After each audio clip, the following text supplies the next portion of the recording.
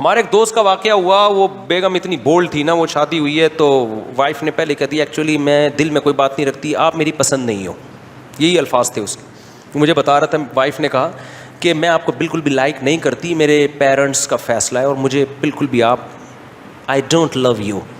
اس نے کھینچ کے دلہن کو لگایا تھپڑ, غلط کیا, اور کہا کہ جب تو پسند نہیں کرتی تھی تو شادی سے پہلے بتاتی نا, میرا ٹائم برباد کیا, دو دے دنادن, پتہ نہیں پولیس آئی ہوگی نہیں آئی ہوگی, بہرحال طبیعت سے اس کو مارا.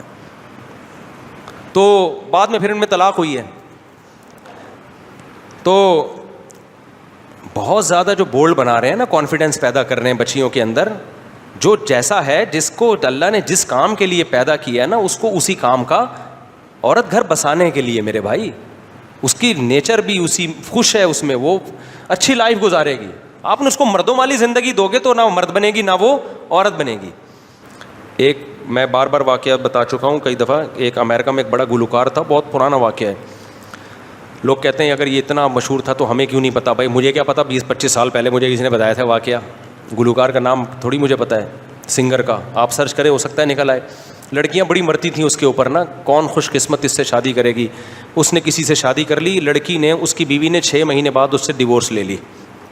کیوں لی؟ امریکہ کا وہ سنگر تھا, اس کی لڑکی نے دعویٰ کیا کہ جتنی دیر مجھے تیاری میں لگتی ہے نا, میک اپ ڈریسنگ ٹیبل پہ بیٹھتی ہوں, کم بخت اتنی ہی دیر یہ بھی بیٹھتا ہے. لڑکیاں تیار ہوتی ہیں نا, وہ تو چلو عورت ہے بھائی, اس کا تو زینت ہی حق ہے اس کا, یعنی یہ بھی شیشے کے سامنے ہی بیٹھا رہتا ہے ہر وقت. کبھی اپنی نوک پلک, داڑیاں واڑیاں تو ہوتی نہیں, کلین شیو ہوتے ہیں, ہر وقت یوں لپسٹک لگا رہے کر رہے. تو مجھے اس میں زنانے پن کی بو آ رہی ہے, لیڈیز پن. تو میں نے شادی آدمی سے کی تھی, یہ نکلا کیا ہے؟ تو حرکتوں سے تو یہ آدمی تھوڑی ہے. تو جتنی دیر میک اپ میں مجھے لگ رہی ہے اتنی دیر, دیکھو یہ خواتین میں مشہور ہے نا, شادی میں جا رہی ہیں تو تیار ہی نہیں ہو رہی ہیں, 1-1 گھنٹہ لیٹ پہنچ رہی ہیں. آدمی تھوڑی, آدمی تو گیا دھڑا دھڑ نہایا, بال بنائے, اور بس گٹکا جو کھایا ہوا تھا تہذاب سے کلی کی اور نکل آیا. تو یہ خوب سمجھ لو, جب آپ لڑکیوں کو اتنا کانفیڈینس سکھا رہے ہو نا, لڑکوں کے ساتھ کو ایجوکیشن میں پڑھ رہی ہیں, لڑکوں کے سامنے تقریریں کر رہی ہیں, اور اس کو کہا تھا ماشاء اللہ اٹ از کالڈ کانفیڈینس. یہ کانفیڈینس گھر بسانے میں کیا بنے گا میرے بھائی؟ رکاوٹ بنے گا, اور طلاق کا ریشو اس سے بڑھے گا. لڑکیوں کو لڑکیوں کے سامنے کانفیڈنٹ ہونے دو, مردوں کے سامنے حیا اچھی ہے.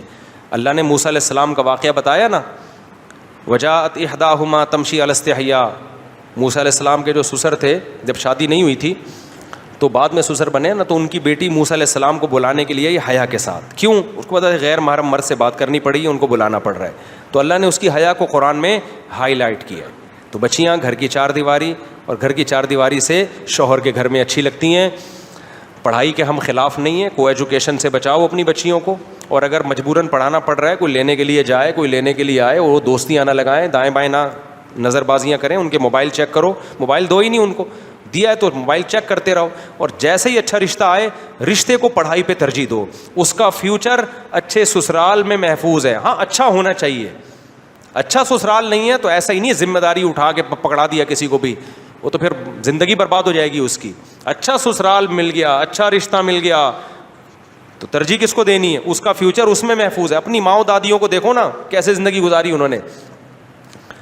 باقی جو یہ لوگ کہتے ہیں بھائی نہیں ہم پہلے پڑھائیں گے لکھائیں گے تاکہ سسرال کی محتاج نہ رہے, تو سسرال کی محتاج رہے نہ رہے, سسرال غلط نکلے, یہ بھی خطرہ ہے. لیکن جو دیر سے شادی ہے نا, اس کے خطرات زیادہ ہیں, اس میں مستقبل تباہ ہونے کا خطرہ زیادہ ہے. اور میں ماؤں سے کہتا ہوں, خدا کے لیے اپنی بیٹیوں اپنے بیٹوں کو باپ کے خلاف نہ ورغلایا کرو, اس سے نہ وہ باپ کا رہے گا نہ ماں کا رہے گا. یہ جو مائیں کہہ دیتی ہے نا کہ بیٹا تمہارے باپ کو کیا پتا, تمہارا باپ تو بس تم چاہتا ہے جلدی جلدی شادیاں کرے تاکہ اس کی ذمہ داری ختم ہو. حالانکہ باپ یہ نہیں چاہتا, باپ تو بیٹیوں کو چاہتا ہی نہیں ہے گھر سے رخصت کرے. بیٹیوں سے باپ کو اتنی محبت ہوتی ہے, کون سا باپ ہے جو چاہتا ہو میری بچیاں گھر سے جائیں؟ دل پہ پتھر رکھ کے انسان اپنی بیٹیوں کو رخصت کرتا ہے, لیکن باپ یہ قربانی دیتا ہے بچی کے مستقبل کے لیے. اس کو پتہ ہے کل میں مر گیا تو یتیم ہو جائے گی. یتیموں کو کوئی نہیں پوچھتا بھائی. ماؤں کو لوگ بیوقوف بناتے ہیں, رشتے بھی آئیں گے آڑے ترشے, لڑکی کی ماں کو بیوقوف بنا کے لے جائیں گے. عورت کو بیوقوف بنانا رشتوں کے معاملے میں خدا کی قسم آسان ہے, مرد کو بیوقوف بنانا آسان نہیں ہے. عورتیں میری ان باتوں پہ غصہ کرتی ہیں, لیکن میں ریئلٹی بیان کر رہا ہوں. ہم نے بہت سے رشتے دیکھے ہیں, لڑکا جب جاتا ہے نا لڑکی کا رشتہ لینے, ماں کو بیوقوف بنا دیتا ہے چکنی چپڑی باتوں سے. باپ کو تھوڑی بنانا آسان ہے, باپ تو خود بیوقوف بنا کے کسی کو لے کر آیا تھا. اس کو پتا ہے کہ میں بھی بیوقوف بنا کے لایا تھا, تو اب یہ میری بیٹی کو بیوقوف بنا رہا ہے. وہ سب سوسائٹی کو سمجھا ہوا ہے وہ. لأن بالرجال من الغیرۃ ما لیس بالنساء, علماء کہتے ہیں مرد میں اللہ نے جو بیٹیوں کے معاملے میں غیرت رکھی ہے, ماں میں محبت رکھی ہے, لیکن اس درجے کی غیرت اللہ نے ماں میں نہیں رکھی. تبھی تو ماں دیکھتی ہے بیٹیوں لڑکیوں کے تعلقات ادھر ادھر ہو رہے, مائیں چھپاتی ہیں, باپ سے چھپاتی ہیں. ان کو پتا ہے باپ کا جو میٹر گھومے گا نا اس پہ, وہ ماں کا میٹر نہیں گھومتا. باپ کا میٹر بہت گھومتا ہے ان چیزوں پہ. تو اس لیے اللہ نے جو ولی بنایا ہے باپ کو بنایا ہے. تو عزت دار عورت کیا کرتی ہے, بچیوں کو کہتی ہے بیٹا تمہاری پڑھائی اپنی جگہ, لیکن باپ جب کوئی اچھا رشتہ بتا رہا ہے تو بیٹا باپ جو ہے وہ بچیوں کے خلاف کبھی بھی غلط نہیں سوچتا, بچیوں کے حق میں ہی سوچتا ہے. تو جو تمہارے فادر کہہ رہے ہیں, جو تمہارے ڈیڈی کہیں گے, جو تمہارے پاپا کہیں گے, جو تمہارے ابو کہیں گے, جو تمہارے بابا کہیں گے, اور پتہ نہیں کون کون سے ورڈ ہیں آنے والے ہیں ابھی مزید, تو جو یہ کہیں گے بیٹا یہ تمہارے لیے بہتر سوچتے ہیں. تو بچیاں تو ناسمجھ ہوتی ہیں, وہ اپنی زندگیاں تباہ کر دیتی ہیں. ایک خاتون نے مجھے بتایا کہ میری جب میں پڑھائی میں مشغول تھی بہت رشتے آتے تھے, اور اب جب پڑھائی مکمل ہوئی ہے تو رشتے آنا بند ہو گئے.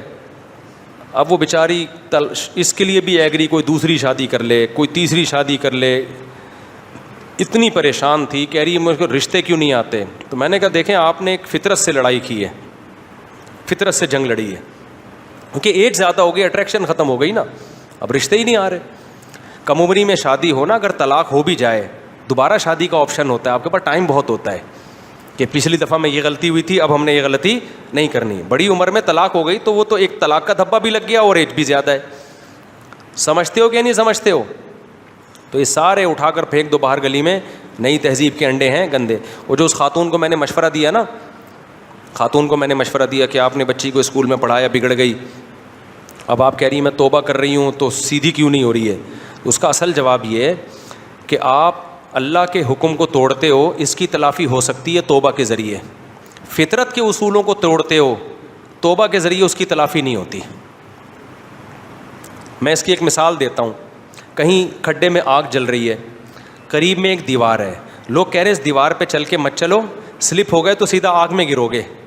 آپ کہہ رہے ہو کوئی سلپ نہیں ہوتا, میں بیلنس قائم رکھوں گا, لیکن سلپ ہوئے آگ میں گر گئے. گرتے ہی آپ کو خیال آیا مجھ سے گناہ ملے گا نا آپ کو, اس پہ کیا خیال ہے بھائی, آپ نے کیوں رسک لیا, گناہ ملے گا نا. آپ کو خیال آیا اے اللہ میں نے بہت بڑا جرم کیا, آئندہ میں ایسے بھی احتیاطی نہیں کروں گا, مجھے معاف کر دے.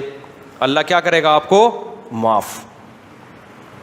پھر آپ کہو اے اللہ مجھے اس آگ سے بھی نکال دے, اللہ کہے گا نہیں, گناہ معاف کر دیا, آگ میں جو گرتا ہے نکلتا نہیں ہے. تو کہ ابراہیم علیہ السلام تھوڑی جو آگ سے نکال دوں.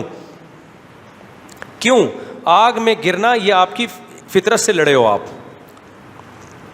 فطرت سے لڑ لیے نا آپ. تو دنیا کا جو نقصان ہونا ہے, جو نیچر سے لڑ کے آپ نے نقصان کیا ہے, نیچر آپ کو معاف نہیں کرے گی, جلو گے آگ میں. توبہ ہاں یہ ہے کہ آخرت میں سزا نہیں ملے گی آپ کو, دنیا کا جو نقصان ہونا تھا وہ ہوگا.